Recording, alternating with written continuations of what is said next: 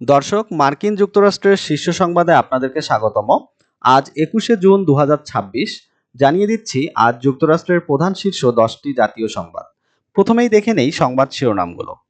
ইরানকে মানচিত্র থেকে মুছে ফেলার হুমকি দিলেন ট্রাম্প। লেবাননে ইসরায়েলি হামলা বন্ধে মার্কিন ইরান চুক্তি। ট্রাম্পের এক হুমকিতেই যুক্তরাষ্ট্র ও বিশ্ববাজারে তেলের দাম বৃদ্ধি। মার্কিন গোয়েন্দা নজরদারি আইন নিয়ে কংগ্রেসের তীব্র মতবিরোধ। লিঙ্কন মেমোরিয়াল পুলের ভয়াবহ ক্ষতি, চটে গেলেন ট্রাম্প, একাধিক গ্রেপ্তার। মার্কিন আকাশে প্রচণ্ড তাপপ্রবাহ, 10 কোটি মানুষের স্বাভাবিক জনজীবন বিপন্ন হওয়ার আশঙ্কা। দাবানল ছড়িয়ে পড়েছে পশ্চিমাঞ্চলে, ইউটাতে শত শত পরিবারকে নিরাপদ স্থানে স্থানান্তর। শিকাগোতে বেড়েই চলছে বন্দুক হামলা, সেনা মোতায়েনের আহ্বান জানালেন ট্রাম্প। গভীর ভালোবাসায় যুক্তরাষ্ট্র জুড়ে পালিত হলো বাবা দিবস। ইউএস ওপেন গলফের চূড়ান্ত লড়াইয়ে নজর সবার, চ্যাম্পিয়ন পাবেন কত টাকা পুরস্কার। এবার বিস্তারিত। আমাদের প্রথম খবরটি হচ্ছে ইরানকে মানচিত্র থেকে মুছে ফেলার হুমকি দিলেন ট্রাম্প। এখানে ঘটনা যেটি হয়েছে তা হচ্ছে সাম্প্রতিককালে ইরান ও আমেরিকার মধ্যে চলা যুদ্ধবিরতির মধ্যেই ইরান নতুন করে হরমুজ প্রণালী বন্ধের হুমকি দিয়েছে। আর তাদের এই হুমকির পেছনে প্রধান কারণ হচ্ছে যুদ্ধবিরতির মধ্যেও ইসরায়েল লেবাননের উপর হামলা অব্যাহত রেখেছে। তাই ইসরায়েলের এই হামলা বন্ধ ও আমেরিকার উপর চাপ সৃষ্টি করতেই ইরান মূলত হরমুজ প্রণালীটি বন্ধের হুঁশিয়ারি দেয়। এদিকে ইরানের এই হুঁশিয়ারির প্রেক্ষিতে প্রেসিডেন্ট ট্রাম্পও ফক্স নিউজকে দেওয়া এক সাক্ষাৎকারে বলেন, ইরান যদি হরমুজ প্রণালী বন্ধ করে তাহলে ইরানকে মানচিত্র থেকে মুছে ফেলা হবে। এমনকি ইরানের বিদেশি নাগরিকরা তাদের দেশে ফেরার সময়টাও পাবেন না। তো উভয় দেশের এই পাল্টাপাল্টি হুমকি ধামকিতে বিশ্ববাসীর আতঙ্কিত হওয়ার কিচ্ছু নেই। কারণ এই হুমকির পরও পাকিস্তান ও কাতারের মধ্যস্থতায় সুইজারল্যান্ডে মার্কিন ভাইস প্রেসিডেন্ট জেডি ভ্যান্স এবং ইরানের শীর্ষ কূটনীতিকদের মধ্যে একটি উচ্চ পর্যায়ের বৈঠক হয় এবং এই বৈঠকে উভয় দেশ 60 দিনের মধ্যে চূড়ান্ত স্থায়ী শান্তি চুক্তির জন্য একটি রোডম্যাপে পৌঁছাতে সম্মত হয়েছে। তো এসব কারণে আশা করা যাচ্ছে যে আমেরিকা ইরান যুদ্ধটা স্থায়ীভাবে বন্ধ হওয়ার পথে অনেক দূর এগিয়ে গেছে। তো এটাই হচ্ছে ইরান ও আমেরিকা যুদ্ধের সর্বশেষ পরিস্থিতি। পরবর্তী খবর। পরবর্তী খবরটি হচ্ছে লেবাননে ইসরায়েলি হামলা বন্ধে মার্কিন ইরান চুক্তি। আগেই বলেছি ইরান আমেরিকা যুদ্ধবিরতির মাঝেও ইসরায়েল কিন্তু অব্যাহতভাবে লেবাননের উপর হামলা করছে। সর্বশেষ যে ন্যাক্কারজনক ঘটনাটি ঘটেছে তা হলো গত 19 জুন ইরান আমেরিকা শান্তি চুক্তির পরপরই ইসরায়েল লেবাননের দর্জনখানেক অঞ্চলে প্রায় 150টিরও বেশি বিমান হামলা চালিয়েছে। এইসব হামলায় লেবাননের প্রায় 47 জন নাগরিক নিহত হয়। তো ইসরায়েলের এসব কাপুরুষিত হামলায় ট্রাম্প প্রশাসনও ইসরায়েলের উপর চরম ক্ষুব্ধ। শেষ পর্যন্ত ইসরায়েলের এসব হামলা বন্ধের উদ্দেশ্যে আমেরিকা ইরানের সাথে মিলে একটি ডিকনফ্লিকশন সেল গঠনের সিদ্ধান্ত নিয়েছে। এই ডিকনফ্লিকশন সেল মূলত একটা পর্যবেক্ষণ কমিটি যেখানে ইরান, ইসরায়েল ও আমেরিকার প্রতিনিধি দল উপস্থিত থাকবে এবং তাদের কাজ হচ্ছে কেউ যুদ্ধবিরতি লঙ্ঘন করছে কিনা এটা যাচাই বাছাই করা এবং কূটনৈতিক আলোচনার মাধ্যমে কোনো সামরিক হস্তক্ষেপ ছাড়াই উত্তেজনাকর পরিস্থিতিকে শান্ত করা। অতীতেও কিন্তু ইসরায়েল লেবানন সীমান্তে বিভিন্ন পর্যবেক্ষণ কমিটি কাজ করেছে এবং তারা সংঘর্ষ কিছুটা নিয়ন্ত্রণ করতে পারলেও হামলা কিন্তু পুরোপুরি বন্ধ করতে পারেনি। তো বিশ্লেষকরা মনে করছে যে এবার যে ডিকনফ্লিকশন সেলটা গঠিত হয়েছে এইটা ছোটখাটো উত্তেজনাকর পরিস্থিতিগুলোকে 30 থেকে 40% পর্যন্ত কমিয়ে দিতে পারবে। তো দেখা যাক ভবিষ্যতে এই সেল কতটা কার্যকরী ভূমিকা পালন করে। চলে যাই পরবর্তী খবরে। পরবর্তী খবরটি হচ্ছে ট্রাম্পের এক হুমকিতেই যুক্তরাষ্ট্র ও বিশ্ববাজারে তেলের দাম বৃদ্ধি। তো প্রেসিডেন্ট ট্রাম্প ইরানকে পৃথিবীর মানচিত্র থেকে মুছে ফেলার হুমকি দেয়াতে ইরান ভয়ে না কাঁপলেও তেল ব্যবসায়ীরা কিন্তু ঠিকই কেঁপে উঠে তেলের দাম বাড়িয়ে দিয়েছে। ট্রাম্পের হুমকির পর মার্কিন বাজারে অপরিশোধিত তেলের দাম 3% বৃদ্ধি পেয়েছে, অর্থাৎ এক ব্যারেল তেল যা 18 তারিখে ছিল $74.18, সেটা 21 তারিখে হয়ে গেছে $78। একইভাবে বিশ্ববাজারেও তেলের দাম 3% বেড়েছে। ট্রাম্পের হুমকির সাথে আবার তেলের দাম বাড়ার সম্পর্ক কি এটা একটু বলি। এখানে মূল বিষয় হচ্ছে ব্যবসায়ীদের ভয় ও আশঙ্কা। তারা মনে করছে এখন তেলের সরবরাহ স্বাভাবিক থাকলেও এই ধরনের হুমকি ধামকিতে যদি যুদ্ধ বেঁধে যায় তখন কিন্তু সরবরাহ স্বাভাবিক থাকবে না। তাই ব্যবসায়ীরা মূলত আতঙ্কিত হয়ে বেশি দামে তেল কিনে হলেও মজুত করতে চায়।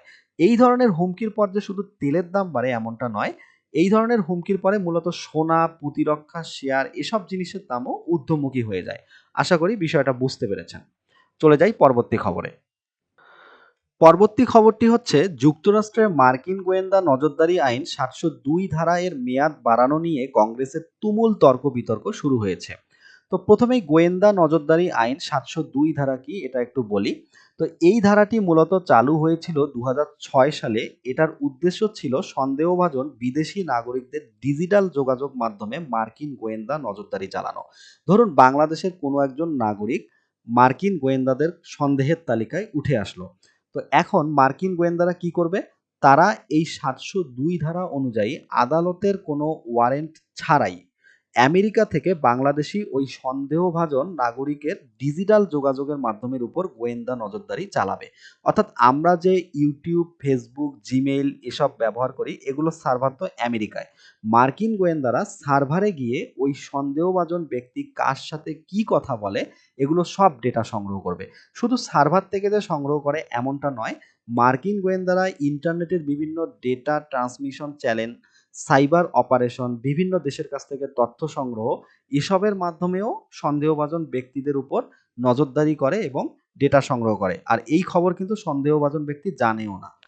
এভাবে নজরদারি করা গেলেও ৭০২ ধারায় কিছু জিনিসের বিধিনিষেধ রয়েছে। সেগুলো হচ্ছে সন্দেহভাজন ব্যক্তিকে নজরদারি করতে পারবেন কিন্তু তার ডিভাইসটা হ্যাক করা যাবে না।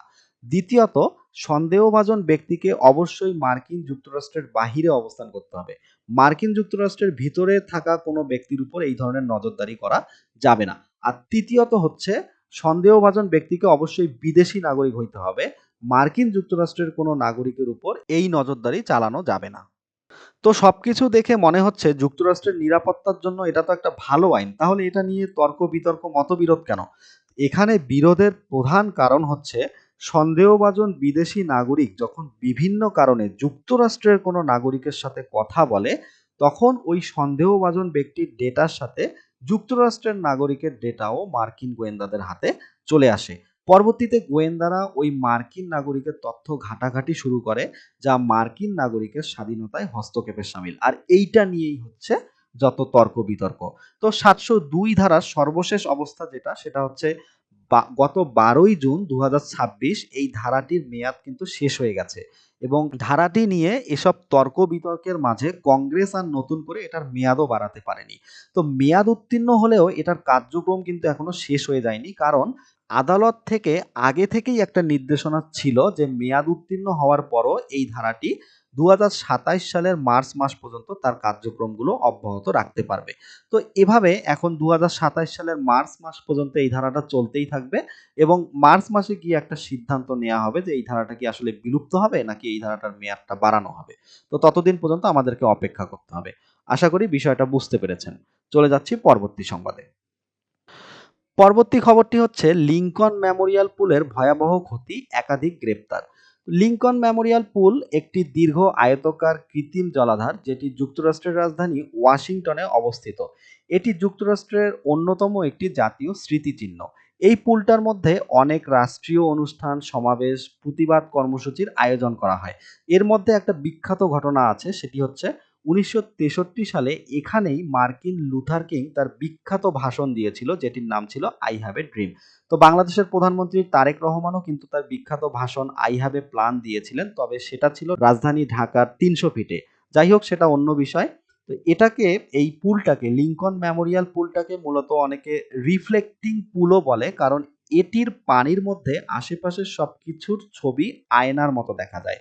তো লিংকন মেমোরিয়াল পুল নিয়ে যেটা হয়েছে সেটা হচ্ছে প্রেসিডেন্ট ট্রাম্প ২০২৬ সালের শুরুতে এই পুলটিকে নোংরা আখ্যা দিয়ে তার সংস্কারের জন্য প্রায় $১৪ মিলিয়ন একটা প্রজেক্ট অনুমোদন করে।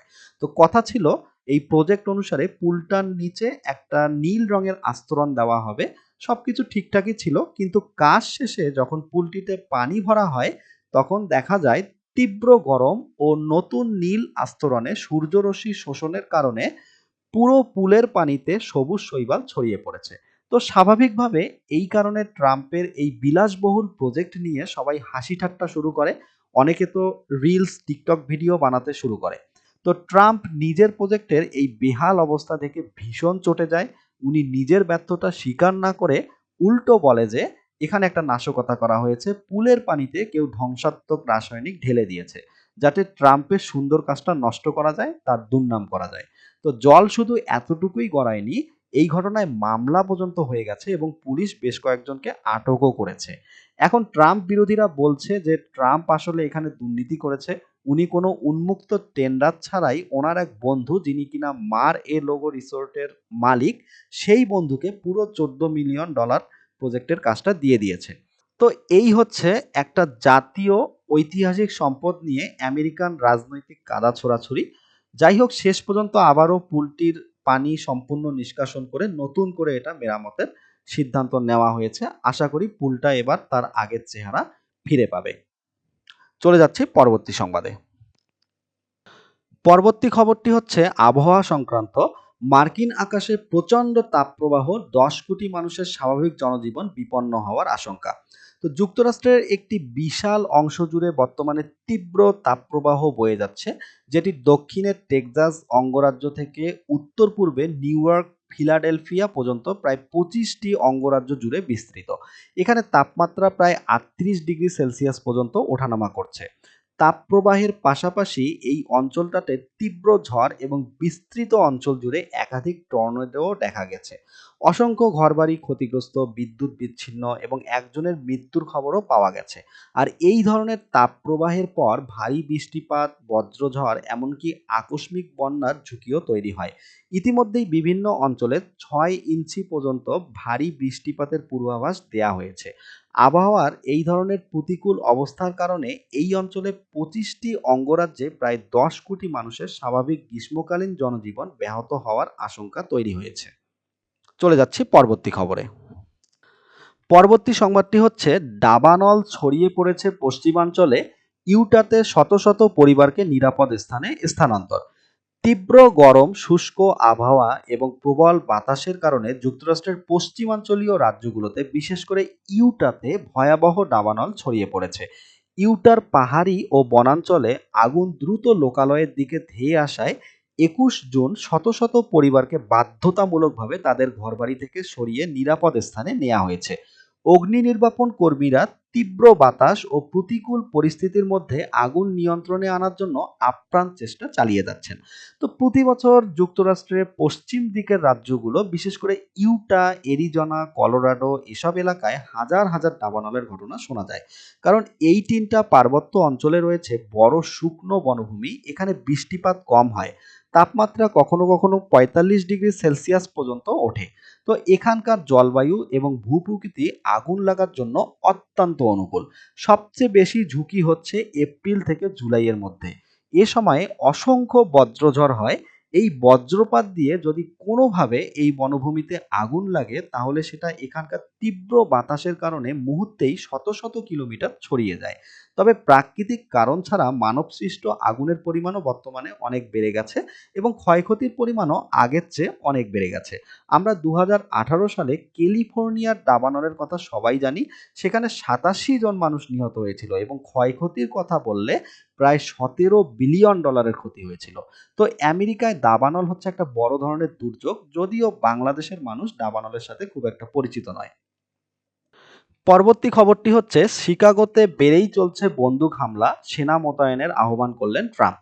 শিকাগো হচ্ছে আমেরিকার একটা ভয়ঙ্কর শহর, এখানে সবচেয়ে বেশি বন্দুকযুদ্ধের ঘটনা ঘটে। শিকাগো শহরে এত বন্দুকযুদ্ধের কারণ হচ্ছে এখানে গ্যাং ও সংঘবদ্ধ অপরাধ চক্র রয়েছে, ঠিক বাংলাদেশের মোহাম্মদপুরের মতো। এই শিকাগো শহরে দারিদ্রতা ও বেকারত্ব অনেক বেশি, শিক্ষার সুযোগ ও বিনিয়োগ অনেক কম। কখনো কখনো গ্যাং সদস্যদের মধ্যে আধিপত্য বিস্তার ও প্রতিশোধমূলক সহিংসতা থেকেও বন্দুকযুদ্ধ, হত্যাকাণ্ড, ডাকাতি ইত্যাদি ঘটনাগুলো ঘটে থাকে। তো এটা শিকাগোতে নতুন কিছু নয়, বহু বছর ধরেই এই কালচারটা কিন্তু চলে আসছে। তো সাম্প্রতিককালে যেটা হয়েছে, শিকাগোতে সাম্প্রতিককালে ছুটির দিনগুলোতে বন্দুক হামলার ঘটনা ব্যাপকভাবে বেড়ে গেছে। সর্বশেষ যে ভয়ঙ্কর ঘটনাটি ঘটেছে সেটি হলো জুন 3 উদযাপনের সময় শিকাগোতে একটি জনসমাগমে গাড়ি থেকে গুলি চালানো হয়। প্রায় সপ্তাহ জুড়ে বন্দুকযুদ্ধে অন্তত 7 জন মানুষ নিহত এবং কয়েক ডজন মানুষ আহত হয়েছে। এই ঘটনার পরপরই প্রেসিডেন্ট ট্রাম্প সামাজিক মাধ্যমে শিকাগো সহ দেশের বড় শহরগুলোতে আইন শৃঙ্খলা পরিস্থিতি নিয়ন্ত্রণে আনতে ফেডারেল সামরিক বাহিনী মোতায়েনের আহ্বান জানান। আর ট্রাম্পের এই আহ্বানের পরপরই শুরু হয় বিতর্ক। তো সেনা মোতায়েন করাতেও বিতর্ক কেন? বিতর্কের কারণ অনেকে যুক্তি দিচ্ছেন, মার্কিন সেনাবাহিনীর মূল কাজ বাহিরের দেশের সাথে যুদ্ধ করা, দেশের নাগরিকদের বিরুদ্ধে পুলিশিং করা নয়। তাই সেনাবাহিনীকে পুলিশের কাজের মতো দায়িত্ব দেওয়াটা ভুল। এতে করে সেনাবাহিনীর অতিরিক্ত বল প্রয়োগে যুক্তরাষ্ট্রের নাগরিকদের অধিকার লঙ্ঘিত হতে পারে। যুক্তরাষ্ট্র কিন্তু নিজের নাগরিকদের অধিকার সম্পর্কে খুবই সচেতন। এটাই হচ্ছে সেনা মোতায়েনের বিরোধিতার কারণ। আরো কিছু কারণ রয়েছে, যেমন মার্কিন যুক্তরাষ্ট্রের অঙ্গরাজ্যগুলোর সরকারের হাতে নিজস্ব ক্ষমতা রয়েছে। তো সেখানে যদি ফেডারেল সরকার কোনো শহরে সেনা পাঠায়, তবে স্থানীয় অঙ্গরাজ্যের সরকারের ক্ষমতা খর্ব হয়ে যেতে পারে। এজন্য অনেকে সেনা মোতায়েনের বিরোধিতা করছেন। তো এখানে আমার যেটা মত সেটা হচ্ছে, সেনাবাহিনী মোতায়েন করে শিকাগোতে স্থায়ীভাবে অপরাধ নিয়ন্ত্রণ করা যাবে না। এর চেয়ে বরং দারিদ্রতা দূরীকরণ, তরুণদের কর্মসংস্থান, শিক্ষা, অর্থনৈতিক বিনিয়োগ, এই জিনিসগুলোর প্রসার ঘটালে শিকাগোর এই ভয়ঙ্কর অবস্থা থেকে কিছুটা হলেও মুক্তি পাওয়া সম্ভব। পরবর্তী খবরটি হচ্ছে, গভীর ভালোবাসায় যুক্তরাজ্য জুড়ে পালিত হলো বাবা দিবস। 21শে জুন পুরো মার্কিন যুক্তরাষ্ট্র জুড়ে অত্যন্ত আনন্দ ও গভীর আবেগের মধ্য দিয়ে ফাদার্স ডে বা বাবা দিবস পালিত হয়েছে। দিনটিতে আমেরিকান সাধারণ নাগরিক ছাড়াও ওবামা ট্রাম্প পরিবারের সদস্যরাও বাবার সাথে তাদের স্মৃতি শ্রদ্ধা ভাগাভাগি করে নিয়েছেন। সামাজিক যোগাযোগ মাধ্যমেও আমেরিকানদের পারিবারিক বন্ধনের চমৎকার চিত্র ফুটে উঠেছিল এবং অনেকে বাবার সাথে তাদের কাটানো স্মৃতিগুলো শেয়ার করেছেন। তো ফাদার্স ডে এর পটভূমিটা একটু শুনুন, বলি।